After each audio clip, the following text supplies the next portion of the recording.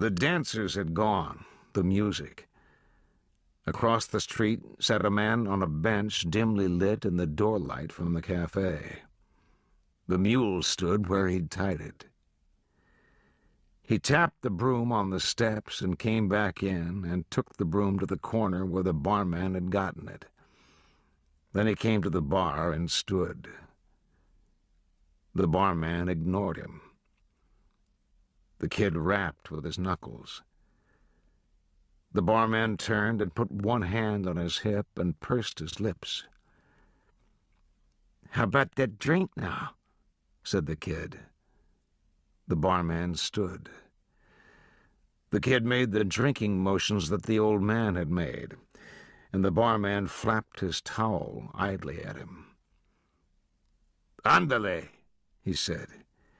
He made a shooing motion with the back of his hand. The kid's face clouded. "You son of a bitch," he said. He started down the bar. The barman's expression didn't change. He brought up from under the bar an old-fashioned military pistol with a flintlock and shoved back the cock with the heel of his hand.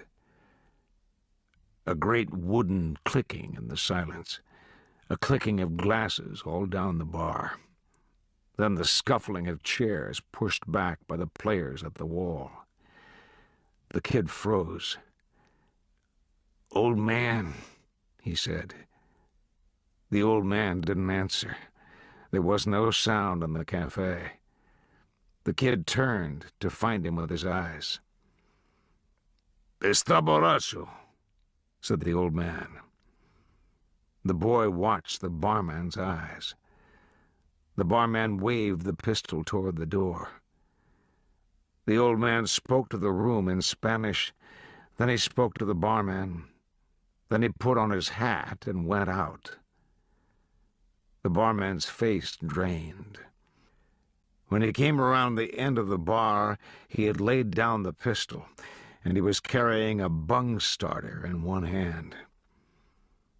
The kid backed to the center of the room, and the barman labored over the floor toward him like a man on his way to some chore. He swung twice at the kid, and the kid stepped twice to the right. Then he stepped backward. The barman froze. The kid boosted himself lightly over the bar and picked up the pistol. No one moved. He raked the frizzen open against the bar top and dumped the priming out and laid the pistol down again.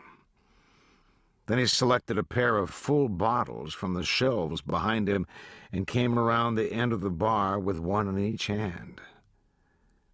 The barman stood in the center of the room. He was breathing heavily, and he turned, following the kid's movements. When the kid approached him, he raised the bung starter. The kid crouched lightly with the bottles and fainted, and then broke the right one over the man's head. Blood and liquor sprayed, and the man's knees buckled and his eyes rolled. The kid had already let go the bottleneck, and he pitched the second bottle into his right hand in a road agent's pass before it even reached the floor. And he backhanded the second bottle across the barman's skull and crammed the jagged remnant into his eye as he went down. The kid looked around the room. Some of those men wore pistols in their belts, but none moved.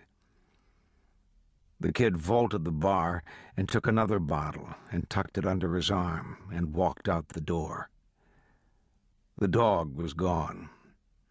The man on the bench was gone, too. He untied the mule and led it across the square.